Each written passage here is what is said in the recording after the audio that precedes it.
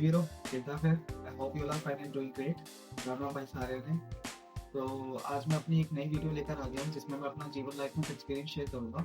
और सबसे पहले तो मैं बता देना चाहता हूँ ये जीवन है क्या। तो जो कनाडा में जो लाइसेंस होता है उसको हम बोलते हैं जी लाइसेंस, और ये 3 स्टेप्स में हमें मिलता है। सबसे पहला स्टेप होता है जीवन नॉलेज टेस्ट क्लियर करना। फिर उसके बाद होता है हमारा G2 रोड टेस्ट। और फिर होता है हमारा जी लाइसेंस टेस्ट। ठीक। तो ये जीवन नॉलेज टेस्ट है क्या? It basically consist of 2 sections, जिसमें हमारा नॉलेज बेस में हमारा सबसे पहला होता है रूल्स के ऊपर क्वेश्चंस होते हैं, और दूसरा साइन के ऊपर क्वेश्चन होते हैं। तो दोनों ही सेक्शन 20-20 मार्क्स के होते हैं। इन दोनों में हमें 16-16 स्कोर करना होता है। अगर आपने 16-16 दोनों में स्कोर कर लिया है तो आपका ये जीवन नॉलेज टेस्ट पास हो जाता है। फिर आपको एक पेपर मिल जाता है, शीट मिल जाती है, जो कि आपका टेम्परेरी लाइसेंस होता है। फिर आपके पास एक कार्ड भी आ जाता है जो आपने अपना एड्रेस दिया वो उसी पर। तो अब बात करते हैं G2 रोड टेस्ट की। G2 रोड टेस्ट हम तभी दे सकते हैं जब हमारा 1 साल हो जाए जीवन लाइसेंस को मिले हुए। यानी कि जीवन लाइसेंस मिलने के 1 साल बाद आप अपना G2 रोड टेस्ट दे सकते हो। ये हमारा 15 मिनट का होता है। इसमें बेसिकली छोटी छोटी चीजें करवा के देखते हैं, जैसे कि पार्किंग करवा ली, 3 वे टर्न्स करवा लिए। तो अब बात करते हैं जी फुल लाइसेंस टेस्ट की। ये कब दे सकते हैं? ये हम दे सकते हैं G2 के बाद। और ये हमारा आधे घंटे का टेस्ट होता है जिसमें हमें मेनली हाईवे पर गाड़ी चलाकर दिखानी होती है। ठीक। फिर उसके बाद आपको जीबी मिल जाता है अगर आपने वो पास कर लिया। तो ये सब तो था जी लाइसेंस टेस्ट के बारे में। अब मैं बताऊंगा मेरा जीवन लाइसेंस एक्सपीरियंस कैसा रहा था, मेरे साथ क्या फसूड़ी मची थी, क्यों मेरे को रीटेस्ट देना पड़ा था, यानी कि क्यों मेरे को $16 पे करने पड़े थे एक्स्ट्रा। तो वीरो, मैं था गलतफहमी का शिकार। यानी कि जैसे मेरे सिन नंबर में मेरे को टाइम नहीं लगा था, 2-3 बंदे थे आगे। तो मैं सोच कर निकला था कि ज़्यादा टाइम लगेगा नहीं, अपना जाएंगे, बन जाएगा, टेस्ट देंगे, हो जाएगा। तो मैं निकलता हूँ घर से 2 बजे, और वहाँ मैं पहुँचता हूँ 3:30 बजे। वहाँ जाकर मैं देखता हूँ, टेस्ट सेंटर में घुसते ही मैंने देखा दुनिया भर की भीड़।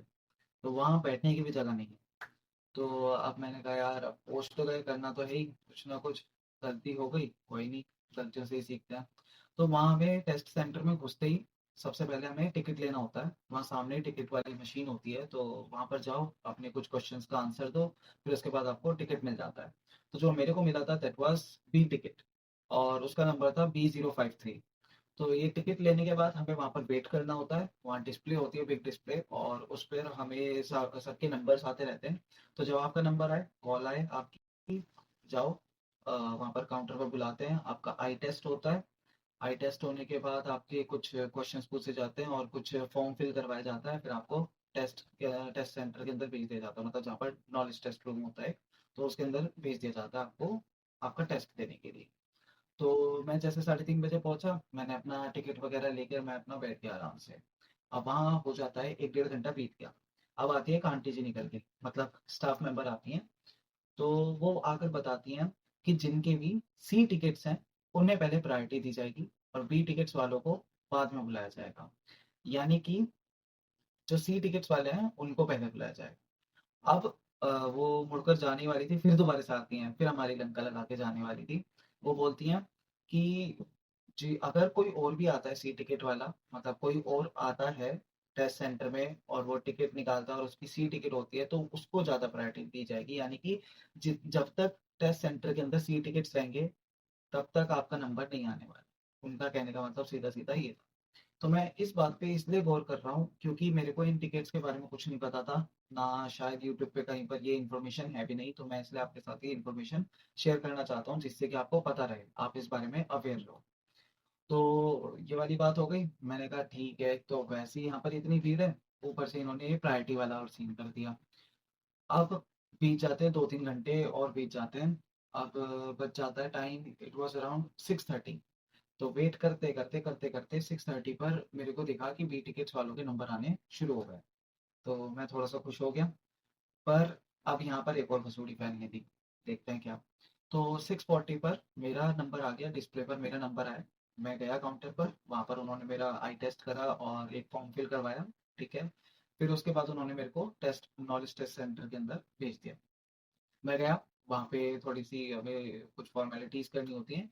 फिर उसके बाद वो आपको एक कंप्यूटर बताते हैं, एक सीट नंबर बता देते हैं, आपको वहाँ जाकर बैठना होता है, अपना एग्जाम देना होता है। ठीक। मैं पहुंचा, तो ये करते करते 6:50 के आसपास हो गया था टाइम। अब मैं वहाँ पर टेस्ट देने बैठा हूँ। तो टेस्ट शुरू ही हुआ था, उसके मैंने 6-7 क्वेश्चन करे थे रूल वाले सेक्शन के। तो इतने में ही पीछे से दूसरी आंटी की आवाज़ आती है, स्टाफ मेंबर ही। तो उनकी एक आवाज़ आती है और वो बोलती हैं कि अब आपके पास 5 मिनट है करने के लिए, जितना टेस्ट कर लिया, बाकी अगर आपका हो जाता है तो ठीक है, नहीं तो फिर आपका पीसी शट डाउन हो जाएगा। मैंने कहा लग गई लंका। बहुत बढ़िया, एक तो वैसे ही लेट आया था, ऊपर से अब ये टेस्ट का मतलब शट डाउन होने वाला सीन और हो गया। अब लगेंगे तकड़े वाले। तो मैंने कहा यार, अब हो तो गया जो भी हुआ है, तो इससे अच्छा क्यों ना मैं एक काम करता हूँ कि $16 तो मेरे को एक्स्ट्रा पे करने ही थे रीटेस्ट के, क्योंकि वो 5 मिनट में दोनों सेक्शंस खत्म नहीं हो सकते। क्योंकि आपको जो रूल बेस्ड होता है वो आपको बड़ा मतलब ध्यान से पढ़ना होता है, उसके सारे ऑप्शंस पढ़ने होते हैं। जबकि साइन बेस्ड में क्या होता है, एक तरीके से आपने साइन देखा, आप कर सकते हो, टिक कर दिया, कोई सा भी है, मतलब जो भी आपको लगा कि हाँ ये इसका आंसर है, आपने टिक कर दिया। पर रूल बेस में ऐसा होता है कि रूल में बहुत सा मतलब ध्यान से पढ़ना होता है, समझ सकते हो आप लोग। तो ये सीन था। तो मैंने कहा यार इसमें तो टाइम लग जाएगा, जल्दी जल्दी एक काम करता हूँ, इसे तो स्किप करता रहता हूँ। तो उसको मैंने उल्टे सीधे आंसर भरे। तो मैंने अपना साइन टेस्ट खोला और उसको निपटा दिया। इससे क्या हुआ, इससे मेरा ये हुआ कि दो में से मेरा एक टेस्ट तो निपट चुका था। अच्छा, एक चीज और बताना चाहूंगा कि रूल और साइन में से जैसे एक दिन में दोनों टेस्ट होते हैं, तो उनमें से अगर आपने पहले टेस्ट में ही कोई सा भी एक सेक्शन भी क्लियर कर दिया है, तो वो आपको जब अगर आपका रीटेस्ट होता है तो उसमें आपको वो सेक्शन करने की बिल्कुल भी जरूरत नहीं है। आपको केवल वो सेक्शन करना है जिसमें आप फेल हुए हो। तो रूल बेस में मैं फेल हो गया और साइन बेस में मैं पास हो गया। तो उसमें मेरे थे 19 थे 20 में से। ठीक है। तो पीसी हो गया शट डाउन। अब मैं चाहता हूँ, तो उसमें मैं पास हो गया था फिर भी। तो उसके बाद अब मेरे को दोबारा से अगले दिन जाना पड़ा। अगले दिन निकला मैं सुबह सुबह 8 बजे के आसपास निकल गया था। मैं घर से निकलता हूँ, फिर उसके बाद वहां पहुंचा, ये सोचकर निकला था कि शायद सुबह सुबह जाऊंगा तो भीड़ नहीं होगी। वहां पहुंच के देखा तो थोड़ी सी कम भीड़ थी, पर भीड़ थी, अच्छी खासी भीड़ थी। तो इस बार मेरे को मिला था सी टिकट। अच्छा, ऐसा क्यों हुआ? ऐसा इस वजह से हुआ कि मेरे को थोड़ा सा तो समझ में आया कि सी टिकट उनको मिलता है जो पहले से ही वहां पर मतलब लाइसेंस के लिए किसी मतलब लाइसेंस के लिए अप्लाई कर चुके हैं और किसी और सर्विस के लिए आ रहे हैं। यानी कि वो पहली बार नहीं विजिट कर रहे, सेकंड टाइम विजिट कर रहे हैं लाइसेंस के लिए। तो उनके लिए रहता है मेनली सी टिकट्स। तो फिर वहां पर गया मैं। वहां पर जाने के बाद सी टिकट मेरे को मिला, मैं बैठ गया अपना। तो इस बार मेरे को कंफर्म था कि हाँ प्रायोरिटी मेरे को दी जाएगी। तो नंबर आया, मैं गया। तो वहाँ पहले की तरह थोड़ी सी फॉर्मेलिटीज फील हुई। उन्होंने मेरे को एक कंप्यूटर अलॉट करा और मैं वहाँ जाकर बैठा अपना, मैंने एग्ज़ाम दिया। एग्ज़ाम देने के बाद तो मेरे उसमें 17 या 18 करेक्ट थे। तो यानी कि मैं पास तो था, पर वहाँ एक और गड़बड़ हो रही थी। वहाँ दिख रहा था अनसक्सेसफुल स्क्रीन पर। अब मैं इस चीज़ में और कंफ्यूज हो गया। मैंने कहा यार अब इसमें कुछ दिक्कत ना हो गई हो दोबारा से। तो मैं थोड़ा सा वेट करता रहा कि जब मेरे को बुलाएंगे तो जाऊँगा काउंटर पर। ऐसा होता है कि जब आपका टेस्ट हो जाता है आपको बैठे रहना होता है, वो अपने आप से बुलाते हैं, आपका नाम बुलाते हैं। तो मैं गया।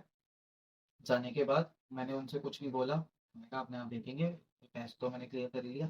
तो पता लगा कि वो पास था मेरा, उसमें ऐसे अनसक्सेसफुल वो ऐसे शो कर रहा था। तो फिर उसके बाद उन्होंने मेरे को एक टेम्पररी लाइसेंस दे दिया, यानी कि एक पेपर शीट होती है, और बताया कि लाइसेंस कार्ड कुछ टाइम में आ जाएगा आपके एड्रेस पर। तो ये सब था जो मेरे को पता चली थी चीज़ें। और मेरे को नहीं पता थी, जब मैं लाइसेंस देने से पहले मेरे को बिल्कुल नहीं पता थी इन सब चीज़ों के बारे में। तो आई होप ये आपको वीडियो पसंद आई हो और मेरे एक्सपीरियंस से आपको कुछ सीखने को मिला हो या फिर कुछ भी इंफॉर्मेशन मिली हो। बाकी ऑल द बेस्ट गाइस, अगर आप भी लाइसेंस के लिए अप्लाई करने वाले हो और थोड़ा सा जल्दी जाना। मेरी पर्सनल एडवाइस आप लोगों को यही है कि अगर आपको लगता है वहाँ पहुँचने के बाद कि काफ़ी भीड़ है, तो अपॉइंटमेंट ले लो। और नहीं तो आप दोबारा विजिट करो वहाँ पर। क्योंकि भाई अगर कुछ ज़्यादा ही भीड़ है ना तो कुछ फ़ायदा नहीं है वहाँ पर रुकने का। आपको कम टाइम मिलेगा फिर लास्ट में जाकर, क्योंकि 7 बजे बंद हो जाता है टेस्ट सेंटर। बाकी देख कर जाना कि किस टाइम बंद होता है टेस्ट सेंटर। आपको टाइम नहीं मिलेगा, कुछ फ़ायदा नहीं, आपको रीटेस्ट दोबारा से देना पड़ेगा। तो इससे अच्छा ये है कि या तो अपॉइंटमेंट ले लो, नहीं तो फिर अगले वर्किंग डे में आप विजिट करो वहाँ पर और दोबारा से एग्ज़ाम के लिए जाओ, मतलब बेसिकली। तो ये था सब कुछ। बाकी ऑल द बेस्ट आप लोगों को। और बाकी अगले वीडियो तक के लिए टाटा बाय बाय।